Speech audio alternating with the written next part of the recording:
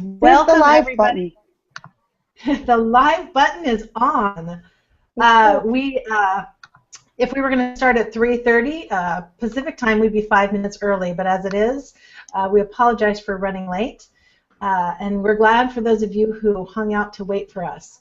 Tonight is our second of a series of podcasts that may last into infinity or as long as we're still drinking wine. Our hashtag is hashtag 3WEDU if you'd like to follow us in social media channels. And let me just the first time you've joined us, the five of us, as well as quite a few other women in higher ed and some other underrepresented dudes, or just super cool ones, join us at conferences, and we often have such wonderful conversations around issues in higher education that we decided to continue. And in continuing this conversation, we put it online in a series of these podcasts, and you are joining the second of a series. So that said, I would like to start with our tradition that we're establishing, and that is that we are all wine drinkers, and each of us is going to go around and talk about the wine that they are drinking today. Jess, why don't you go ahead and tell us about your Sauvignon Blanc? It'll be super quick because it was and it was at Meyer. So I'm not really sure why my microphone is muting and I'm muting itself. The Googles are impish today. I have $4 wine from Meyer. As you can see, I've hardly gotten started. It's got a cat on it, and I appreciate animal wildlife. Next up. Well, I am drinking a $5.99 special from Trader Joe's. It is a Chardonnay called Pacific Grove, and it was so freaking ridiculously good this summer that I refused to tell my friends where I got it, and I tried to pretend it was from some fancy wine place because every time I went back to the Trader Joe's, it was not on the shelf. And then the guy there told me that they were actually sold out, like they weren't. It was no longer. He couldn't reorder it. And I got really, I got like one of those World War II people who just, start stockpiling wine. Every time it was there, I'd buy a case. But the last time I was there, he told me it's back in stock and I don't have to hoard it anymore. So, yeah, that's my Chardonnay for tonight. Tanya, what are you drinking? Sorry, I had to unmute myself. I just wanted to check real quick. Is the link that we distributed earlier this week the one everybody can use right now to access us? Or do we need a new link to be sharing out to folks? I just saw a yes posted on Twitter. It's working. Okay. Yep, so Okay, I just great. posted an updating at my own blog post with that. So, yes, that should be okay. Okay, because I had people tweeting me and DMing me, and so I just want to make sure everybody could join us. Okay, excellent. I normally drink the same wine all the time because it's cheap, but then I felt pressure after last month to drink something new and be adventurous. I'm not sure, I might go back. What I am drinking is a special from Whole Foods. Can you see that? And it was like $7. Just a heads up, I do still have Charla, Sava, and Robin to go that are in the wrong link and are looking to find us. So if we could tweet that out. I'll work on them, so I will send out commentary. That would be awesome. But I think I'm just going to go back to my regular wine that I drink all the time next month. It's just too fancy for me to be switching it up. Too fancy to go to $7.99. Patrice, what are you drinking? You've got a Syrah. So I'm drinking a Turley, and this was actually a gift, and the reason that I selected it for tonight is the daughter of the family that started this vineyard is actually a Cornell alum. So there's a very strong connection to Cornell where I currently work, and so that's the purpose of my selection for this evening. Awesome. That's kind of a cool tie-in. All right, Laura, the woman behind the curtain. You want to talk about the wine you need right now? Tell us about your small Not really, because I haven't even had time to drink it because I'm trying to dick around with the interwebs. Sorry, we decided to go on Google, but Google's never our friend, so we're apologizing, but I don't really give a shit. So we're here. If you can see us, great. If you can't, you watch us later. I'm drinking, it's actually from a local vineyard in Canada. It's called Good Night Small Talk. So it's a vineyard, VQA, it's Vintage Quality Assurance, and you can only get these kind of wines in Ontario because in Canada because that's a certain region that they have these VQA wines. And I'm drinking it because I'm heading there next week. So this is preemptive memories to soon see Toronto and friends in Niagara Falls and then over to Montreal. So cilantro, friends. Cilantro. Excellent. Well, now you know what we're drinking. You can go run out and buy it. We want to continue our topic from our last month's episode.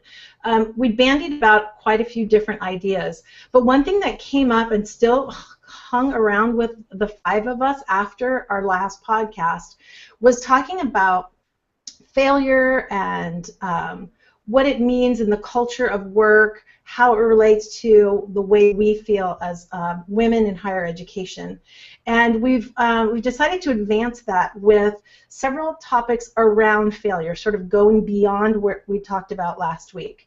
So we're going to talk about the imposter syndrome, we're going to talk about mentoring, and we're going to talk about the growth mindset. And with that, I want to segue into a conversation that Jess, when you and I were talking last week, we were talking about the imposter syndrome, and the five of us had shared an article that we read together, and it's not uncommon that people feel, well, especially women, feel like you get to a point in your career where you have this sense that you may be faking it, like you've suddenly gotten to where you are, and you feel like people are going to find out that you're not actually as capable as they think you might be. And I want to get back to something. Jess, you and I were talking, and I asked you how old you were. And without getting specific, remind me what your comment was, because it made me respond, well, where are you in your career? So I'm 38. That's totally fine. I got excited about laundry hampers this week, so there is no point in hiding my age. So yeah, yes. But I'm also 38. It took me a while to figure out where I wanted to go. I started in journalism. I moved into server management and IT and all sorts of stuff. So I've been on a meandering educational and professional path. So whereas, you know, I could be further along in my career, I feel like it took me this long to get where I needed to be. Like I am where I belong now. And if you were to ask me what I want to be doing in 5 or 10 years, that's difficult for me to answer because I'm so new to administration and there's so much for me to learn that I have some vague ideas. Like I can always say, I want to be a CIO. In a year, I don't know what that looks like. So, but and yeah. When we spoke last week, you felt really kind of comfortable exactly where you were. And I mentioned this point in my life. I started to talk about the Santa Claus complex. So as a kid, there was this day where suddenly Santa Claus wasn't real anymore, and I had this real sense of sadness that this magical thing that up until that moment I had complete suspended disbelief that there had to be a Santa Claus, and it was absolutely fine with me. I had a Santa Claus moment in my career when I was in I think it was right around turning 40. I was working in K-12 at the time, and I was at the big kids table. You know, I was now at the district office level. I was a mid-career administrator, but everybody in the room was older than I was by at least 10 years. So I had this really kind of calm sense that everyone in the room knew more than I did, and that I was still a kid, that I still had these responsibilities that I was capable of meeting, these expectations that I was capable of meeting. And I don't know what was happening in this meeting, but I suddenly started listening to everybody around this table, this boardroom table in a superintendent's office, and I realized no one knew more than I did about the subject we were talking about, and it freaked me out that suddenly there was nobody more informed in the whole freaking room than me, and that jilted my career a little bit. It was like the end of this kind of moving up, and suddenly it was like, crap, it's up to me. I have to be responsible and stay informed, and it also is the beginning of learning how to use my voice, which I'm still learning how to use my voice. I don't like to point out when people, I don't like to one-up people, or it's not the right phrase, but there's something in this this Santa Claus thing that Santa Claus is gone, and I have to, at times, I have to be the most confident and informed person in the room. And I think we talked, I could use a little imposter syndrome sometimes. I can be a little overconfident. But, I think Santa Claus is still very real. And I see it in mentors like Mary Nemec.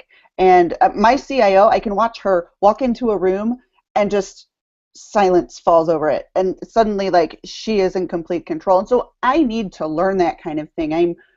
When I talk about mentoring and things, I'm watching and learning and things like that. I'm a new manager, and there's a lot to learn. But, man, the day I learn how to control that room is going to be phenomenal. Go ahead, Tanya. Oh, no, I was just going to say, you bring up Mary Nemec, and I was thinking of Mary and I were talking about this actually a couple months ago, and she was telling me how Marie Sini at UMUC, University of Maryland, University College, provost there, really amazing, how she was talking about in one of her keynotes about this. Not necessarily, imposter syndrome means a certain thing. I think sometimes we flex it to mean other things as well. But sort of this, like, is somebody going to find me out? I probably don't really belong in this room. I'm not as smart as everybody else here. And Marie was actually talking about how she had went through it. Mary was talking about her own experience, and mine actually comes from the fact of how I was brought up, low income, single mother, all of those sorts of things being underrepresented, stacked against me, throughout my education and my classes and through my career. I've always sort of questioned, what am I doing here? What am I doing in this class? How did I even make it here? Someone's going to yank me out of this class at any moment. Somebody's going to find out maybe I'm not, intelligent enough, to have this job. And it's really amazing how many women in education who are amazingly successful potentially came from underrepresented backgrounds and carry that with them. So just because you mentioned those, Mary, I just wanted to sort of bring that in, because there's a lot of us, especially in education, I think underrepresented folks, when they become professionals, some make their ways back into education to help others. It's just really interesting. Yeah, and so, like, I came not from quite a similar background, but I was at a small school. I was never expected to be any sort of success in any way, aside from my parents who thought I could do anything, but I wasn't super motivated in high school. I drag raced snowmobiles to pay for community college, that kind of stuff. And I got to MSU, and it wasn't until I had finished my PhD and I was sitting at the D-Learn conference at Stanford in October. We were talking about first-generation college students, and I was like, wow, that's really interesting. Holy crap, I'm a first-generation college student, So I do feel imposter syndrome in some ways. Athletics, for example, I'm not as good or whatever, but for whatever reason, I think Santa Claus still exists to me because I have the resources to reach out to that make it feel more attainable. And I'm fortunate. One of these days, I'm going to call you and be like, Tanya, Nori, I had it today. Santa Claus is dead. Whatever. But I feel very lucky right now. And I know we're going to jump into this, so at some point, or we did, but then you wonder if that contribute, like when we think of our students, how many of our students who are underrepresented, low income, first generation, ethnic minority, when they attend college, think that maybe they don't belong there. And maybe that fits into the grit and growth mindset stuff as well with our students, because maybe they're all experiencing imposter syndrome. And maybe, it's these, other things that we can provide them and so forth to help them move beyond that. But also thinking about how as women, as professionals, deal with this sort of feelings that,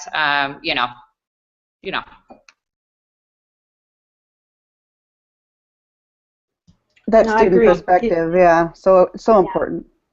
And this is Well, all and it, again to growth mindset, which Jess, you touched on that feeling of I'm not intelligent enough or I'm not natural enough. And we frequently hear people say, I'm just not good at math or I'm just not a good athlete. And so there's been a lot of discussion around this concept and that being a fixed mindset. And we're so focused on judging other people and being judged and being afraid to fail, not having a safe space to fail and learn from those failures. And so, in thinking about the organizations that we work in and what can we do, whether we're leading from the margins, whether we're, from wherever we are in the organization, what can we do to help other people and be helped, rather than judging other people and being judged and being afraid of, am I going to look smart? Am I going to make a mistake? Any people here working in places where they feel like, it's more of a growth mindset space where the mode is really about, practice, practice, practice. We all have that ability to grow and get better at things. well, it's funny no, I think there's a culture that I'm accustomed to, that's much more about appearance and the appearance of acting professional, but not closing the loop by producing professional results. And in that loop, I believe the reason that loop isn't closing is the fear of failure is so intense that closing the loop would mean having to fail a little bit and learn from that failure and having a culture of growth, and no one's quite sure where to put that. That's what I've experienced over quite a few different places that I've worked. That a growth mindset takes a pretty charismatic and influential person to set that stage for failure to be part of the culture. Yeah, and I think that's a really good point. When we talk about a lot of these different things, it's not that easy to implement them. We can't just say, oh, we're going to have a growth mindset organization or a growth mindset classroom. And so even having growth mindset takes a lot of practice. Patrice, can you tell us a little bit more about like the attributes when you say growth mindset? Like I get it, but let's break it down to like what is a growth mindset, or what are some basic things, attributes that we think we may not think we have, but we probably do within our orgs. It may not be the entire institution, but tell us some attributes to have a growth mindset. You have to have what? Well, somebody that has a growth mindset, typically, if you think of a leader who is more concerned about looking good and possibly failing than really taking a step back and maybe letting somebody else shine, or putting the growth and what's best for the organization ahead of them. So an attribute of somebody with a growth mindset would be somebody who is more willing to take that step back. And not be so focused on how do I look, is this, is the result of this going to make me look good? And okay, now I am CEO of the organization, and I just want to kind of like skate along this way without without doing anything that won't make me look good. So if we think of like a lot of examples are related to athletes, where people will see, a lot of, the top level athletes and think like, oh, they must be a natural. But frequently, if we look back at their stories, or even like what Jess was saying, and these are people who, maybe when they ran around the track when they were a kid, they were tripping over their feet. And people said, oh, that person will never be good at that. But they believed that they could get better, and they practiced and practiced. Were willing to fall down and get back up again, and just keep going. And so, yeah. The same thing, because I think people define growth mindset differently. And so I'll put some resources, but Carol Dweck, I think, is really known for that whole growth mindset book. And Patrice, you did a great job of framing it as far as leadership. I never really thought about it that way. But there's a couple studies I'll share with you all. One is by Raubier from 2008, and one is Blackwell, Trzynski, and Dweck from 2007, because we were looking at how do we assess this in students. Because some will argue that if a student, especially an underrepresented student, has this experimentation or this growth mindset, that they are more likely to succeed in higher ed. And so it's part of the studies that we're doing at the National Research Center for data. And so some of the things they talk about, just to mention a few of them, to allude to what Patrice was talking about, there was sort of that, you know, I don't care of what other people think. If I make mistakes, you know, I don't mind sharing my work in front of others. Some really interesting ones are, you know, like, I don't mind learning something new. You know, the intelligence is something about you that you can change, you know, that you can move beyond. And so that whole idea that you can change, that you can make things better, that you can try new things, that you can learn new skills, sort of, I think, ties into that.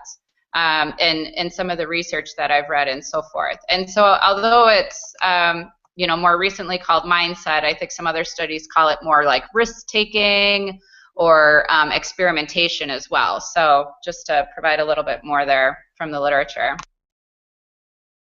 Yeah, and I found that, so I did find that article you said. It's one of them is in 2009. I'm just going to tweet it out. It's a PDF, so it's an interesting read around self-theories and motivation. And so I think that's the bigger thing, is what is motivating people to advance in higher ed. So the topic is advancement in higher ed. But also for women, there's different, we know, issues and challenges. So I'm not sure if you've read about the NSF's latest grant. So it's around transformative research in higher ed, and one of the attributes I know a team at my institution proposed is looking at why women in academia don't move up the tenure track. So why are they not in roles that end up being kind of well thought to, looked at as chairs, or they're not moving past assistant or even to even past associate to become a full professor, and what does that look like across institutions? So you guys are talking about leadership in terms of maybe senior administration, but in academia we're seeing the same thing. So there's lots of barriers, and we could speak to the US primarily, and we know why some of those barriers happen, but are there other things that we could start considering? Because I'll share the link for the status for women in higher ed. The fact that we're not advancing, it's multifaceted, and we seem to be doing little to rectify some of these basic, I call them low-hanging fruit ideas and strategies to support women that are trying to advance their careers in different ways. So it could be as a staff, it could be as a senior administration, or it could be as a faculty. So what does this mean across higher ed when we look at it? And, you know, if we look at that, does it say anything about in what ways women are holding themselves back and not applying for some of these positions? You know, we frequently hear, I mean, that, you know, a man will apply for a job if they're only 30% qualified. But if a woman is not 100% qualified, she won't apply. And so how frequently do any of us see a job posting or some sort of opportunity and think, oh, well, I would apply for that, but it doesn't fit into my life right now, when really there are other things that are holding us back, you know, our belief that maybe we're not qualified enough, or, you know, that we wouldn't succeed in it.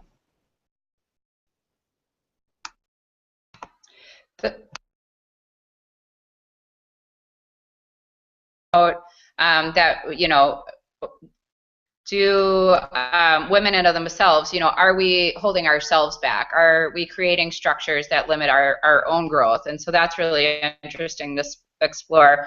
I think that also comes in, so we talk about the growth mindset, this experimentation, risk-taking, which we sort of take in manageable chunks, but then it also becomes the grit and the resilience, I think, as well. You know, so how many of us are hanging in there and so forth. But that is very interesting, you know, thinking about how many women are actually applying for those positions beyond there. How many women decide that they don't, they're fine with where they're at. You know, maybe they don't want to put in the time or effort, or like the article, Laura, that we had just shared that came out about the baby track, you know, the #1 indicator or thing that they isolated for women not moving forward was whether you had a baby or not. You know, so that's really interesting as well. You know, I really like that you brought up the grit and resilience, and I think that the other piece around that is having a support network. And that you know, I mean, like just looking at us here in this group, I mean, we're a support network for each other, and you know how important that I think that piece is critical.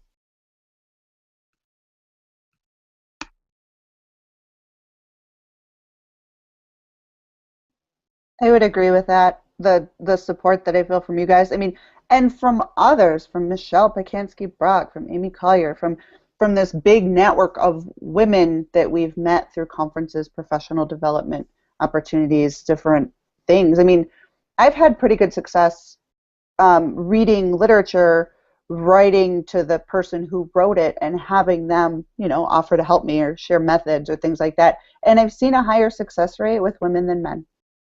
I don't know why that is, but I think that support network is very important. Yeah, I just wanted to ask one question. So we use that was one tactic, like use your support network to help you build that resilience and that grit and to help develop this growth mindset. Are there other things, or even overcoming imposter syndrome? What are other tactics or advice maybe that you would have for women listening on how they can, develop a growth mindset, develop some grit and resilience, how they can help overcome, the feelings of imposter syndrome they may have? Any tips from any of you? Just wondering. I think for me, hearing that other people are experiencing it is sometimes, I think, that a great first step. You know, a lot of times you feel alone or you're the only person feeling that, and to hear us on air talking about it, I think is a great way for people to realize that they're not alone. Yeah. I would also add that it goes in cycles. If you really are having a full career and a full life. I think Laura wanted to say something about mentoring, and this might be a good segue to that, but I would say find a mentor and ask them. Let them know, hey, I admire what you do. So I don't have a ton of questions for Mary Namick all the time. I'm not always reaching out to Tanya and saying, hey, this is what I need from you, but that mentorship and that modeling. I watch my CIO. This is going to sound like it's sucking up, and it's totally not, but I watch her. Well, like, how is she doing what she's doing? What questions is she asking? That kind of thing. So mentorship doesn't have to be overt. It can be just by modeling.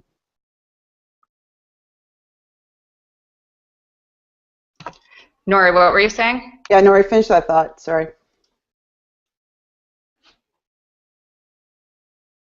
Of the set, and I am a completely cyclical person, and there are times when I get to the top of my confidence and then I challenge myself to do something that is new, and then I go back into that place where I'm really trying hard to do something I'm not confident in, and you have those feelings of, have I bitten off more than I can chew? Have I joined a place I have no business being? And all of those, for me, propel me to life and career.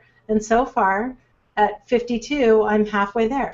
So that's what I would say. It doesn't have, other than my moment, my Santa Claus moment, there is no place where you arrive. There's no destination. That's a really interesting one. Oh. Yeah. Well, no, I want to transition. Go ahead and finish, and then then hand it over to Laura. That's a great point. I often feel like I'm going somewhere, and with this position or that position, like you're going to arrive or something. And you're right, you never actually arrive, and so you sort of learn to just really enjoy the day-to-day and figure that out. And Jess, I think you had a great point as well. As I've learned, is you lead by doing. Sometimes you just do really great work and hope that other people are paying attention and can model that. When I think of some of the younger, women that I mentor and so forth. So anyways, great points, ladies. Laura, do you want to say a few words about mentoring, which is very likely to be our topic when we next meet? Yeah, I'm not going to talk too much. I'm going to just toss it out there and debunk. Mentoring is not an age thing. It's not you've had this experience or more. So I've been a mentor to someone who's much older than I. So I think mentoring happens peer to peer. I think it happens as we transition to life goals and areas and worlds of work. So mentoring is ongoing, and I don't think everyone has this dichotomy, and it's weird. I've seen it more in higher ed here than anywhere else in the U.S. That there's a level, and mentoring goes in different ways. So don't think of it always as top down. You have to look up to someone, because if you keep looking up, the people on the pedestals are going to fall one day. So it definitely goes across. I'll talk about it more later because we are running short in time, and I've just invited Amy in. She's here. We have Amy Collier coming in as a guest. So we heard from you. We heard all that you want to talk a bit more. So we're going to do and change up the feature of the boxed wine grant. So that's like the soapbox. We're going to invite a guest on each month, and this one is Amy Collier. She's the Associate Provost for Digital Learning at Middlebury College. So she's very nerdy, very geeky. There's jazzercise, there's probably sewing, and that's why we love her. And I just want to say welcome, Amy. Thanks for joining us today. Thank you so much. Good to see everyone. Hi. Hi. So, Amy, the floor is yours. You get to talk about anything and everything. If you want to talk about anything we've said or debunk anything we've said, you're welcome to do that now. So, Thank you. I've been listening to what you've been saying, you know, and being in a new position at a new institution it's always a learning experience. It's always a new opportunity to fail a lot and to understand an institution's tolerance for that failure. And I think a lot of our institutions have, some of our institutions have great tolerance for failure and risk, and some of our institutions have very little tolerance for that. And I think as you get higher up in the administration of an institution, that tolerance, the room they give you is actually quite smaller. So that was something that I was listening to you all talk and thought, yeah, I feel like I'm still trying to figure out what the tolerance at my institution is, and how much am I going to push up against that. And there's fear of doing that, of pushing up against something that may or may not end up being okay.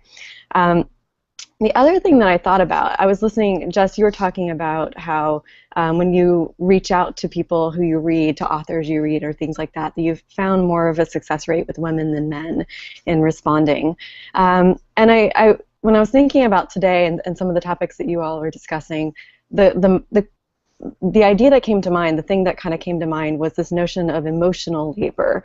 There have been papers written about kind of the kind of work that we do, and especially in higher education, the kind of work that we do that's kind of emotional labor. It's affective labor. And, you know, you at some point were talking about advising and mentoring and teaching, and all those, especially in certain kinds of higher education institutions, are considered to be emotional labor and not very validated, not very rewarded. And I think that might actually contribute to some of the disparity we see between, say, a woman's pay rate and a man's, or a career path in a certain way, because women are much more likely to do that kind of affective or emotional labor, and to do it because they really want to do it, but then not get rewarded for it. So I guess I kind of wanted to throw that question out to the group and say, you know, when you think about the kinds of work that we've been talking about, mentoring, advising, things like that, how do you construe that within the framework of affective labor or emotional labor, and how do you reconcile that when you're doing your work? I have flat out failed in that regard in at least one situation. So it's encouraged of me to do that work in my institution. But I have a colleague that I super respect. I love her work. She reached out to me for coffee, I mean like 6 months ago now, and just getting that connection going where I can find that break and go sit and focus on that, that is on me. So this has really motivated me to really connect. There's a Women in IT breakfast tomorrow, and just reach out to her and say, I'm a jerk, and this is exactly, you know, the kind of thing you shouldn't model to other people. So, you know, kind of take that on. But that is a failure of my acting in the ways that I believe in. And so this has made that pretty apparent, and I'm pretty excited to talk to her tomorrow. I mean, I wonder if that raises the question of, you know, yes, maybe in terms of rewards, in terms of kind of tangible rewards like salary and career path, maybe it's difficult to quantify the value of this kind of work, this affective labor. But what other benefits might it lead to that aren't quantifiable? And I'd love to hear from you all, what are the benefits that you see to this kind of work for women? It's rewarding. I can't go, honestly, in my situation, I could go say, guys, I've mentored 15 people or what, and they would be like, that's great. That's the outreach we're looking for. I know that's lucky. I don't think I would do that because I see that more as a personal work, as a personal joy. So, I have a friendship graph of that. Is that a count, Amy? Like a mind map of all the awesome connections I have now, or meaning I've learned so much along the way, or even the idea that I think it's okay if it's not quantifiable, but there's a value add in your own experience, or there's a story that you can go back on, or there's a resource or an idea or something that helps you out along the way. So I don't know. I don't know if we can always quantify it. But yeah, good question. I'll ponder that. I'm going to cut in for one moment for those of our West Coast folks who may have taken some time out and still have some work to do for the rest of the day. We will continue recording this. We'll probably go for another 15 minutes to complete our rants for the night, and the recording will be available. So those of you that have to sign off, go ahead. If you're able to stay, we'll continue our conversation for a little bit less than 15 more minutes and close up with our boxed wine rants. So Amy, thank you. That was actually a great way to segue. With our rants, anybody want to go first, or would anybody like to continue on? If you have more to say, go ahead. Jump in. Oh, yeah, I wanted to jump in and talk about Amy's. Actually, it's sort of the downside of emotion labor, I guess. So I posted in the Google Doc for today a link to a book called Managed Heart by Arlene Hochschild in the 70s, and she was sort of one of the people who brought light to this idea of emotion labor. I actually took a seminar in graduate school on emotional labor, so I love it that Amy brought this up, because I think, I don't know if it's genderized or no, so forth, but a lot of times they talk about emotion labor is done by women, right? In women careers. We're the nurses, we're the teachers, we're the daycare workers, we're the ones that take on these positions, and they tend to be the positions that are less paid. That's sort of the argument. Flight attendants is this ethnography, I believe, that Arlene did. I haven't read that book in forever, but I do have it in my bookshelf. But one of the things, and Amy, I think maybe we've talked about this before, I can't remember, is what happens when you are the woman who sort of has been maybe conditioned, or just because of your own nurture or your own nature, I should say, that you just are not naturally caring, You're just not naturally the nurturer and so forth. And then how does that work against you as a woman in your career? So, they're sort of like, well, my mother raised me to be masculine, because if you had these masculine traits with a lack of emotion, you would be so much more successful. Here we are, 2016, and emotions are in. Now I'm supposed to hug people and encourage people and all this sort of stuff. It's not coming naturally to me. I'll be working on it for the next 30 years of my life. But, it is interesting that you bring up emotion labor, and there's sort of this downside for some of us women when it comes to emotion labor as well, because it doesn't come naturally to us. So anyways, I just sort of wanted to bring up that piece of it as well. And again, the link to the books. Yeah. Well, and I would add let me just say that there's a bifurcation. Like, I don't go to work to have these deeply emotional connections, and I have to pace myself when I meet people who I like a lot. I'm a work hard, play hard person. The people in my family, the people who are my friends, these are the people that I just will, I'm not really fuzzy anywhere for those of you that know me, but in general, I put a lot more of my emotional capital with my friends and family. And when I go to work, that masculine that you talk about is part of, the lion that shows up and is going to be a badass. So, yeah. That's what I think when you say that. Like, I have two ways of being, and it's very specific. You look at your different relationships and you choose which ones you're going to emotionally invest in. Is that what you're saying? Yeah, and I'm not in it for my career. Like, you guys have had more than 3 glasses of wine with me, and I start telling you this one time when you could all fill in the blank right there, some crazy story that has nothing to do with anything in higher ed, and you know what I'm talking about. And it's because my life has this very clear, I play really hard when I'm not working. And that's what I do. That's what I try to do more of my time. But when I'm working, I'm fierce and it's intentional, and I have every aspiration for having an incredibly productive and effective career and impactful. Like, I want to make an impact. But there is something about having to do that with a level of masculinity in order to, I don't know if it's protect myself or promote myself. I couldn't say one way or the other right now. And the research that Tanya was referencing, the Hochschild piece, I read an article later that referenced it, that was talking specifically about emotional labor in higher education, and I could tweet that out in a little bit.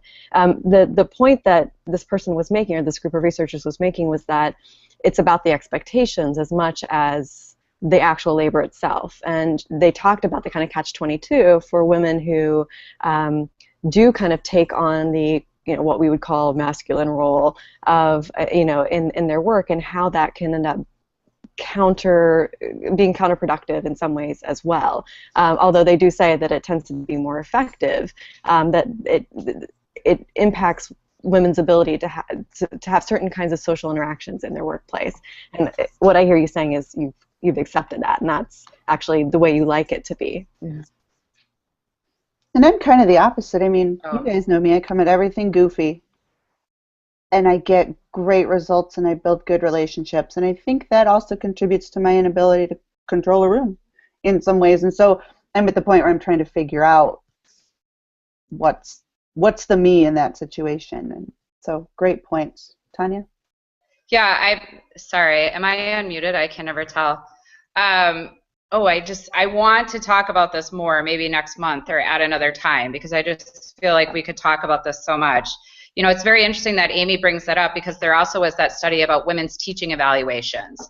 And I think a lot of us feel that as women's presenting, like, we've got to be charming and beautiful and smile and laugh and showing all this emotion, care, and blah, blah, blah, because I'm so good at faking that. But anyways, I think the other thing that's interesting with Nori and with Jess is you guys tie emotion in with self-disclosure.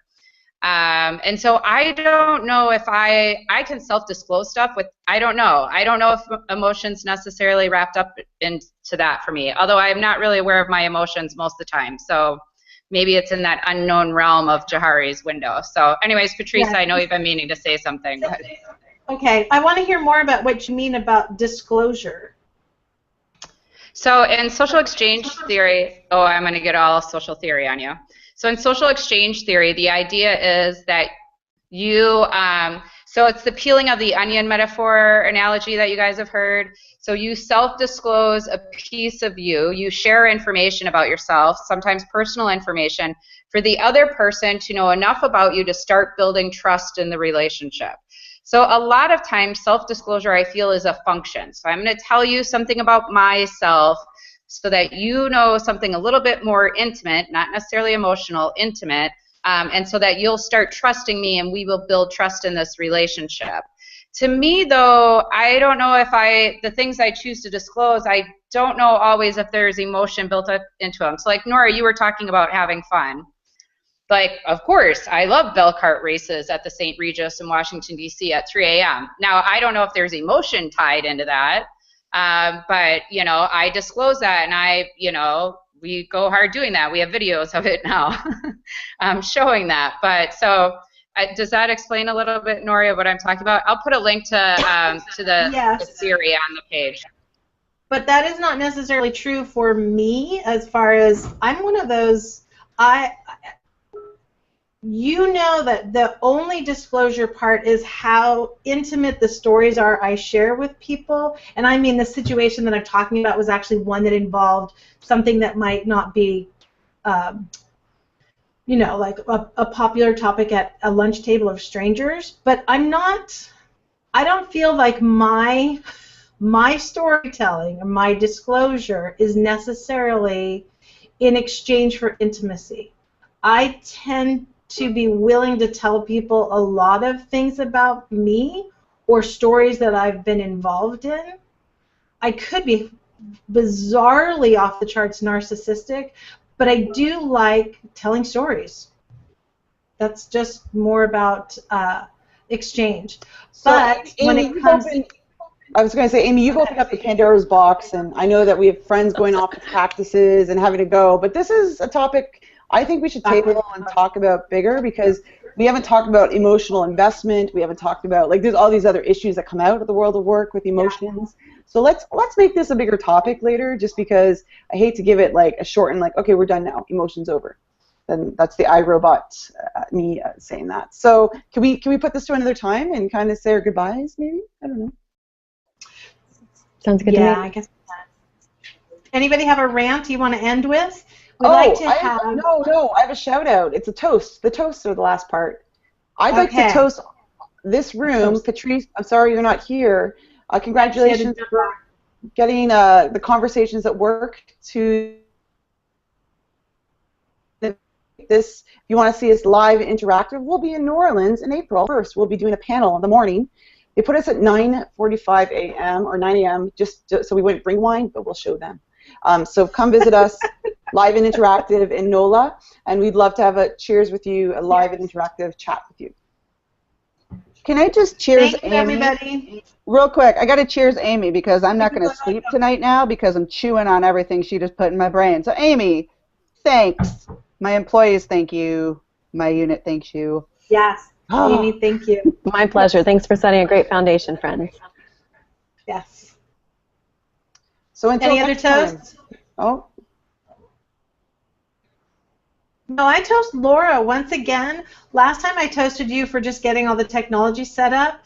Tonight I toast you for the absolute stick-to-itiveness that you were, by gosh and by golly, going to go methodically through every possible process, and at no point did you say, screw it, I'm giving up. She's got Single resilience and grit.